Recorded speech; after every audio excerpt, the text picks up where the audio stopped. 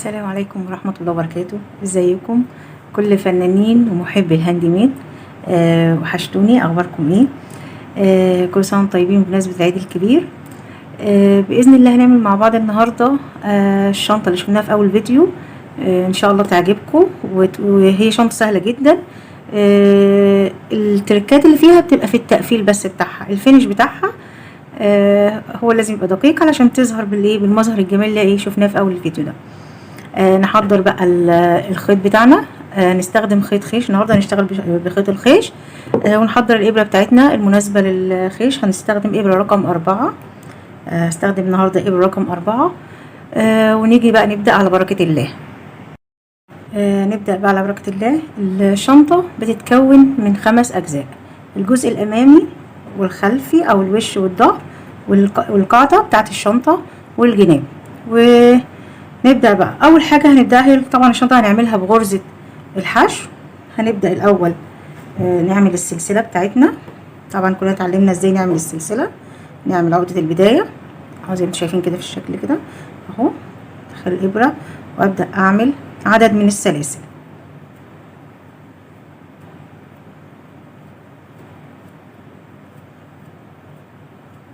هبدأ اهو شايفين شكل السلسلة بتاعتي. مبعملهاش ضيقة قوي ولا واسعة قوي، اخليها وسط كده. نعمل عدد من السلاسل بحيث ان العدد ده يكون 30 سنتي. انا هعمل الشنطة بتاعتي العرض 30 في الطول 29 سنتي. يبقى اول حاجة انا هعمل السلسلة بطول عدد من السلاسل لحد ما يوصل عدد السلاسل معايا 30 سنتي. انا هنا اهو عملت السلسلة بتاعتي، عملت 41 سلسلة. هقيسها بقى الاول قبل ما ابدأ كده. احط كده المزورة وهبدأ احط السلسلة كده، مش هنشدها جامد بس هتبقى كده. هحاول افردها بالراحة كده اهو كده 30 سنتي اللي انا عايزاه. هنبدأ نعمل بقى. احنا عملنا 41 سلسلة دول، الطول بتاعي 30 سنتي. هعمل سلسلة ارتفاع. بصوا انا كده بنشتغل هنا، في ناس بتشتغل هنا اهو في قلب السلاسل. لا، انا هشتغل المرة دي كده، هقلب السلسلة بتاعتي. تمام اهو ده وش السلسلة. انا هقلب كده السلسلة بتاعتي والخط ده شايفينه اهو. الخط اللي هو في النص دوت اللي هو بتاع السلاسل ده انا هشتغل عليه اهو. اوريكم ازاي. هاخد كده اهو وابدأ. دي اول واحدة الارتفاع انا مش عايزاها. هدخل هنا واسحب الخيط واعمل غرزة الحشو بتاعتي عادي. ادي واحد اهي. تاني هدخل هنا اهو واسحب الخيط واعمل كده اهو. تمام اهو. هدخل كده واسحب الخيط. يبقى انا ليه عملت كده؟ علشان السلسلة بتاعتي تكون العواميد الحشو بتاعي يكون مظبوط. بصوا شكلها عامل ازاي من هنا وشكلها هنا ازاي. تديني شكل مظبوط شوية عن ان انا اعملها كده. اوريكم الشكل التاني برضو. بصوا بدخل في وسط السلسلة برضو مش غلط. تمام. بس انا بحب الشكل التاني، بيديني شكل احسن، وما اجي اشبك بيديني الشكل بيبقى متناسق اكتر. بصوا اهو. بصوا شكلها، تحس ان هي عامله ازاي شكل السلاسل او السنبله بتاعتي عامله ازاي. ومن هنا نفس الحكايه عكس دي. طيب يبقى انا هخلص السطر دوت وهوريكم ارجع لكم عملت بصوا انا كده خلاص خلصت السطر الاولاني. عملت حشو على كل السلسله. قبل ما ابدا على السطر الثاني هدخل بقى كده اقيس احط المزوره بتاعتي واقيس اهي. وصلت عند ال30. تمام. يبقى انا كده شغلي مظبوط. هنعمل زي ما بنشتغل اي قطعه كروشيه رايح جاي. بنطلع عشان ده حشو سلسله ونلف وندخل في قلب الغرز من هنا اهو. نسحب الخيط ونعمل حشو. هنبدأ نشتغل السطر كله كده رايح جاي لحد ما اوصل للطول بتاعي اللي انا عايزاه 30 سنتي. 29 سنتي طول. احنا قلنا هنعمل العرض 30 والطول 29.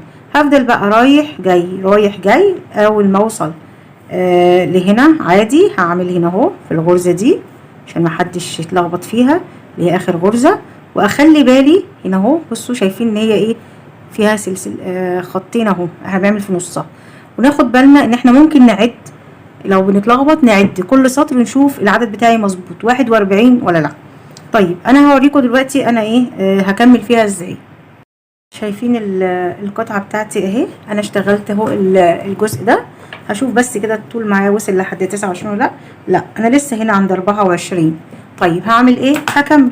خلاص انا كده اخر السطر اهو، هطلع بسلسلة البداية والف الشغل واضيق، نراعي بس ان احنا نضيق الايه الغرزة على الابرة هنا، وادخل هنا اهو كده وابدأ ايه اشتغل حشو تاني عادي لحد ما اوصل لاخر ايه السطر.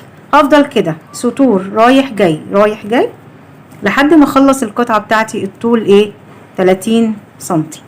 طيب انا بس علشان ما اطولش عليكم الفيديو بديكم ايه الفكرة ازاي. انا هكملها القطعة بتاعتي ديت وهوريكم اما خلصت بقت 30 سنتي ده شكلها عامل ازاي. انا هنا اهوت خلصت القطعة بتاعتي لحد ما بقى المساحة بتاعتها 30 كده 29 والعرض بتاعي 30. طب هعمل كام واحدة من ديت؟ هعمل كمان الجزء اللي هو الظهر، يعني كده الوش بتاعي عايزة الجزء التاني اللي هو ايه الظهر. انا هنا عملته طبعا عشان اختصر لكم بس الوقت، يبقى انا عملت كده ايه جزئين قد بعض اهو. اريح بس كده ايدي في اريح القطعتين كده اهو، عملت قطعتين قد بعض هي الوش والظهر. طيب انا عايزه اعمل بقى القاعده بتاعه الشنطه. القاعده بتاعه الشنطه هتبقى عباره عن ايه؟ نفس اللي انا عملته مفيش جديد. هعمل ايه؟ هعمل برضو العرض بتاعي 30 اللي هو ال41 سلسله، وهطلع 20 سنتي. يبقى انا عايزه العرض بتاع القاعده 20 سنتي، يبقى طولها يبقى 30 لكن العرض بتاعها 20. وانا هنا برضو عملتها اهي اهوت، بصوا اهي دي القاعده بتاعتي اهي، عملنا كده 30 لكن الطول دوت 20 سنتي. طيب يبقى ناقص لنا كده ايه بقى؟ الجنب من الناحيه دي والجنب من الناحيه دي. طيب الجنب هنا العرض دوت 20 تمام، عرض القاعده 20، يبقى العرض بتاع الجناب هيبقى 20 والطول هيبقى طول الشنطه اللي هو 29. هوريكم هنعمله مع بعض ازاي. الخيط بتاعنا هنبدا نعمل سلسله 1 2 3 4 6 7 8 9 10 2 3 4 5 6 7 8 9 20. ادي 1 2 3 4 5 6 7. طيب نشوف كده السلسلة بتاعتنا وصلت قد ايه. انا عايزاها 20 سنتي، اجيبها كده اهو افردها بالراحة ما بشدش اهو، شايفين كده 20 سنتي. يبقى ال27 سلسلة دول انا كنت قايسة على القطعة اللي عاملاها 27 غرزة يديني كام 20 سنتي يديني كام غرزة تمام. يبقى اللي هنعمل الجنب 27 سلسلة وهنبدأ نشتغل تاني عادي، هنعمل غرزة ارتفاع زي ما بنعمل تمام. وهاجي هنا في ايه اول واحدة، انا بشتغل دايما على المقلوب بتاع الايه السلسلة، ادخل هنا اهو كده اهو واسحب واعمل حشو. هعمل الغرز السلسلة كلها عليها حشو واطلع سطور رايح جاي زي ما قلنا، واعمل سلسلة ارتفاع في اول كل سطر لحد ما اوصل بالشغل بتاعي للطول 29 سنتي. طيب انا اختصارا للوقت عملت الايه الموضوع ده، خلصت القطعتين في الجنب اهو، قطعتين اهو. يبقى انا كده دي قطعتين الجنب هنا 20 سنتي والطول دوت 29 سنتي تمام. هي بس عايز تتفرد كده اوكي. يبقى انا كده ايه انا عملت ايه، ادي الاجزاء بتاعتي بتاعت الشنطه انا بحضرها الاول، الجزء الامامي والجزء الخلفي والقاعده بتاعت الشنطه والايه والجناب. طيب انا كمان جهزت الايدين، والايدين انا شرحتها قبل كده في الفيديو بتاع غرزه الايه الزجزاج. انا كده ببقى قبل ما ابدا اي عمل بتاعي او اي مشروع هنبدا نعمله بنبدا نخطط له. طيب الشنطه دي بتتكون من ايه؟ من الامام ومن الخلف ومن القاعده ومن الجناب، كل شيء ايه منفصل. والايدين ببدا اجهزهم وهوريكم بقى هنجمعهم ازاي دلوقتي مع بعضينا. اللي هو الجزء الامامي، وهناخد الجناب كده. خلي كده الجزء ده كده قدامي، احط ديت كده من هنا السلسله، انا عايزه اتجاه السلسله كده اهو. همسك بس الايه بعلامات علشان لما اجي عند الزاويه بتاعتي تبقى ايه متحدده. تمام، اعرف بس امسكه اهو. اوكي،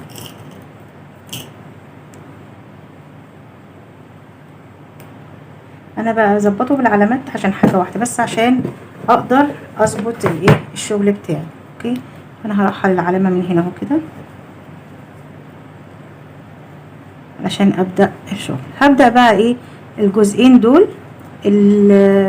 شغل الحشو عايزه الشغل يبقى قدامي انا. هدخل هنا اهو في اول واحده، هي نلاقيها صعبه سنه، ممكن نصغر الابره في الجزء ده، وهجيب بقى الخيط بتاعي.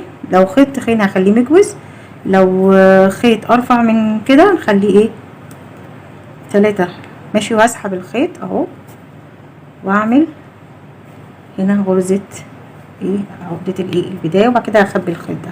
بعد كده ادخل هنا اهوت بين الغرز من الاتنين واروح عاملة غرزة حشو. تمام، هدخل كده اهو واعمل حشو. هبدأ ابروز الشنطة كلها، اعدلها بس عدلة ايدي اهي كده، يا رب تكون كده واضحة. ادخل كده اهو بين الغرز وهعمل غرزة ايه حشو. تمام،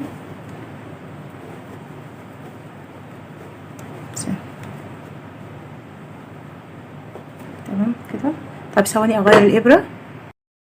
انا صغرت الابرة هنا، هعمل الابرة رقم 3 علشان تدخل في الفتحات بتاعة الغرز تبقى اسهل اهو. انا مضيقة ايدي اصلي هنا كده، واللي مقابلها شد كده. تمام، هبدأ اعمل كده لحد ما اوصل لايه لاخر السطر. تمام، بس هي لازم وش الغرز بتاعت الحشو تكون ايه بص عليا ليا انا في كل الشغل، عشان عايزاه يبقى ظاهر قدامي ايه في الشنطة الاتجاه كده يبقى متناسق.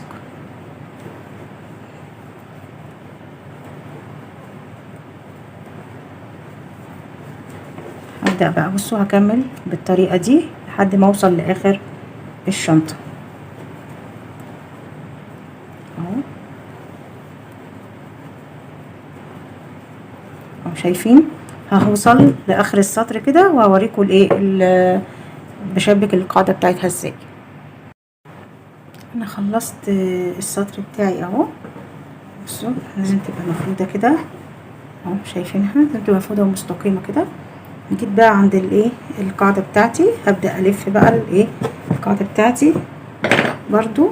همسك ايه الجزء ده كده، عايزة اشوف الوش من الظهر بتاعها. تمام، هخليها كده اوكي. وهاجي برضو اروح ماسكة الجزئين دول كده اهوت، عشان انا همسك بس الجزء ده عشان احدد بس الغرز على بعض. هنا الغرز اهي شكلها باين على بعض. امسك كده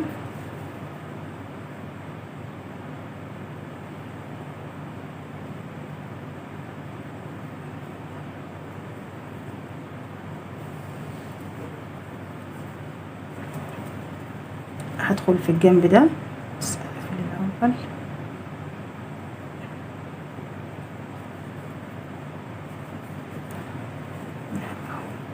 هاجي بقى هدخل هنا اهو كده اللفة دي اهي، واسحب الايه الخيط بتاعي اهو شايفين، وادخل كمان مرة في نفس المكان. ممكن عشان انا مضيقة بس اهو اهي شكلها تمام. ابدأ بقى اكمل عادي، اعدلها بس كده عشان تبقى واضحة اهي.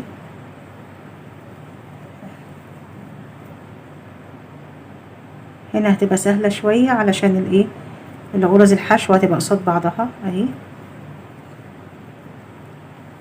انا بنضف الخيط بتاعي اول باول من القطعة يعني الخيط اللي كان في اخر الشغل ده انا نضفته علشان تبقى ايه اعرف اشتغل القطعة تبقى ظاهرة معايا ايه كويس، مفيش خيوط ايه تضايقني في الشغل. بس كده اوكي.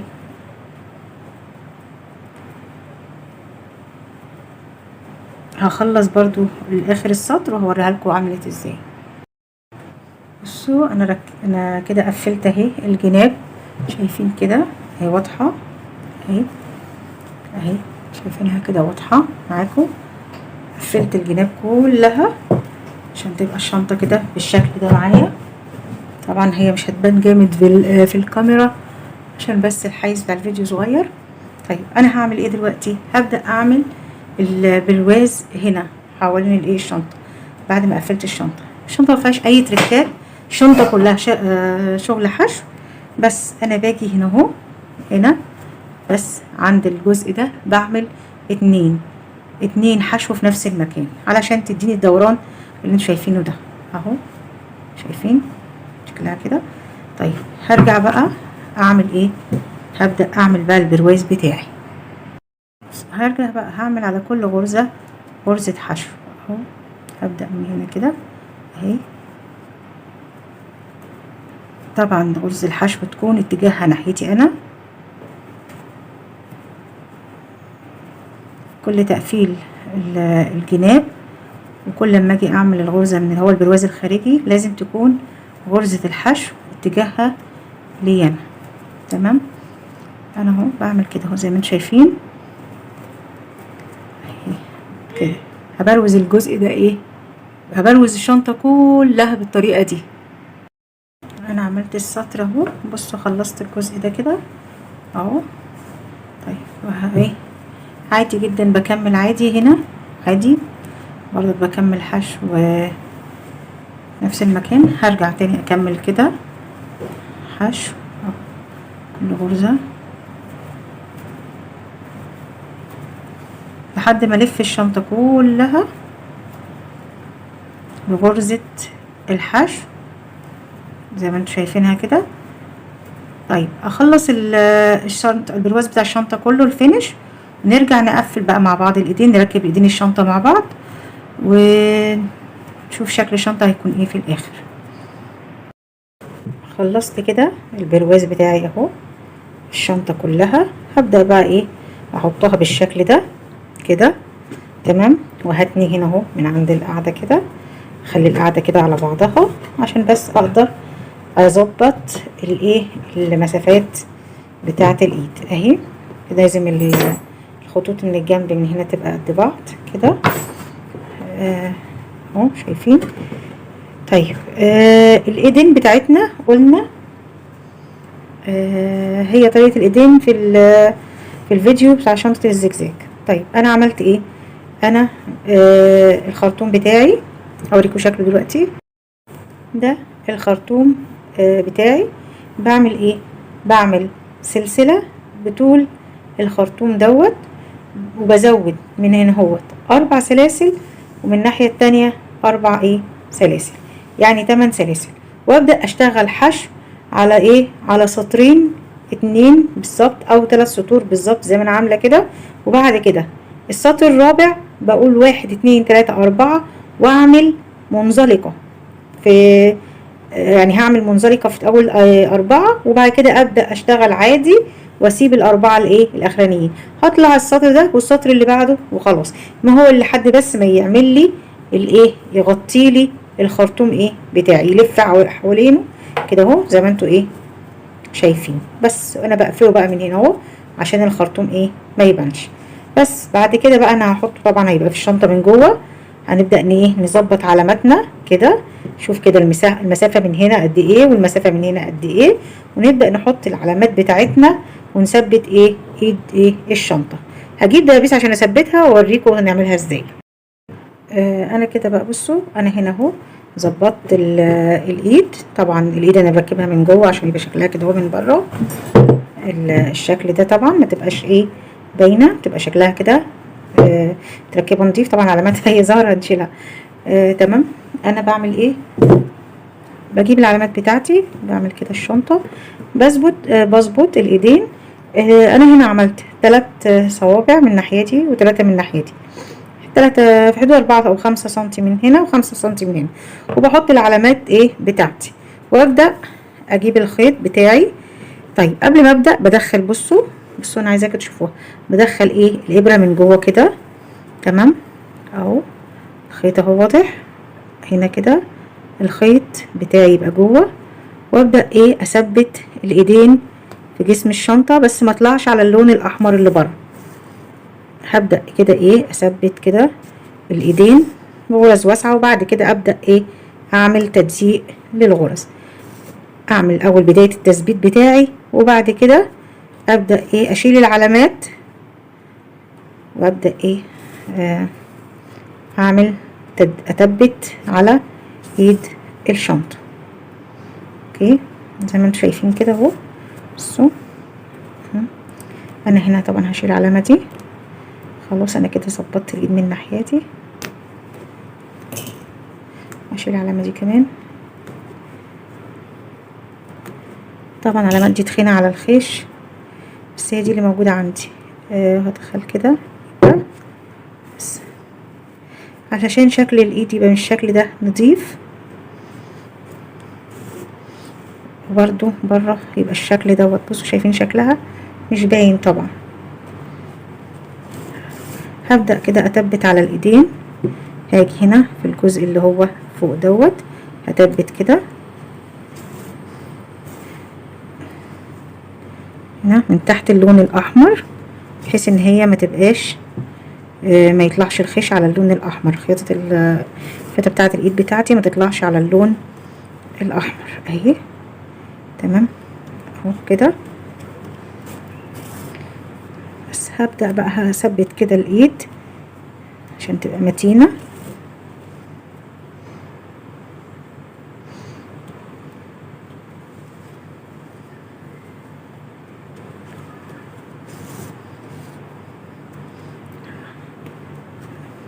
بالشكل اللي انتوا شايفينه ده، هقعد بقى كده اثبت الايد معايا، بس بحيث ان زي ما انا ركبت الايد اهي شكلها كده من بره، شايفين ازاي من جوه شكلها عامل ازاي اهي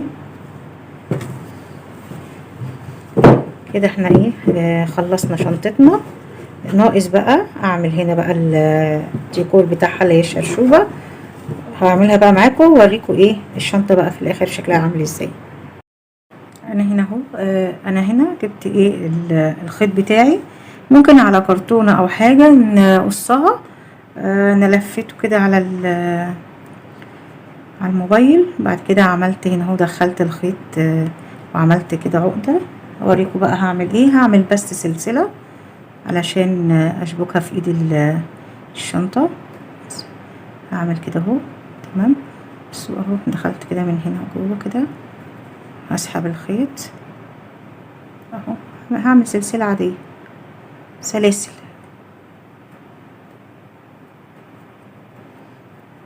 8 9 10. الخيط بتاعي عشان رفيع عملت ايه 40 لفه، ادي 1 2 3 4 5 6 7 8 9 20.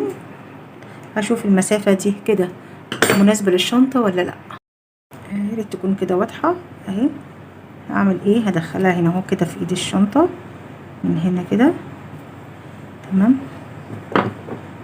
بس هطلع دي الناحيه دي، وهاجي هقفل مسافه تكون مريحه كده، بس يا دوبك تتحرك ايه بسيط في الايه في الشنطه، وهقفل في اي غرزه من الغرز دي كده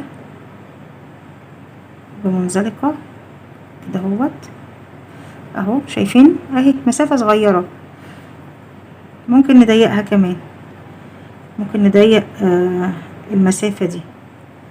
اهي ناخد السلسله اللي قبليها وادخل كده واخرج بمنزلقه، وهمشي على السلسله ديت بمنزلقه. بصوا كده بعد كده اهو لحد ما اوصل للايه اخر غرزه عندي هنا تمام. تمام كده اهي.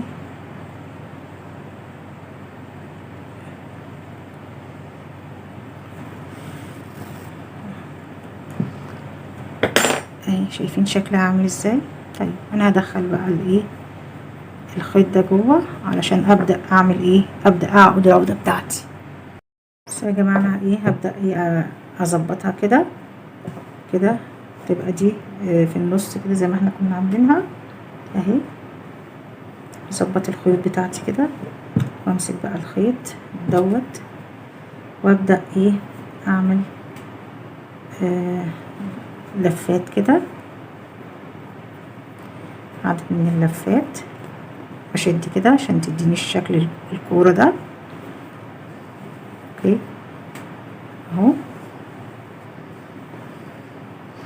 بس هقعد بقى ايه من هنا هعقدها كده تمام.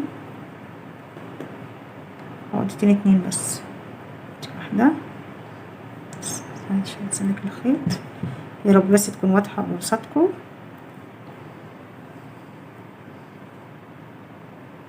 اهي بصوا شكلها عامل ازاي. هكمل كده تاني واخد الخيط ده معايا وافتحه اتنين اوكي، واجي نفس الحكاية هنا كده اهي اللي كده، وابدأ اعمل نفس الايه الحركة تاني. عايزاها تبقى كأنها كورتين بونبونتين كده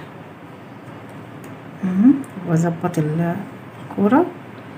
الفتلة التانية انا كنت سايباها اهي ماشي، هجيبها بقى اعملها عكسي، بس اخلي بالي عشان اخد الخيط كده معايا من ورا اهي عكسي. وهبدأ اربط، اعقد عقدتين، بعقد عقد جامدة علشان ايه اظبطها اهي. بصوا شكلها اهي. هبدأ بس انضفها من الخيوط دي واسويها واوريها لكم شكلها في النهاية. انا كده قصيتها اهوت. بصوا انا قصيتها هقول لكم طولها في حدود قد ايه، حدود 12 سنتي اهي. احنا قصيتها بقى ببص كده من الناحية دي لو في زيادات بظبطها كده اهو بالمقص عشان يبقى شكلها متساوي.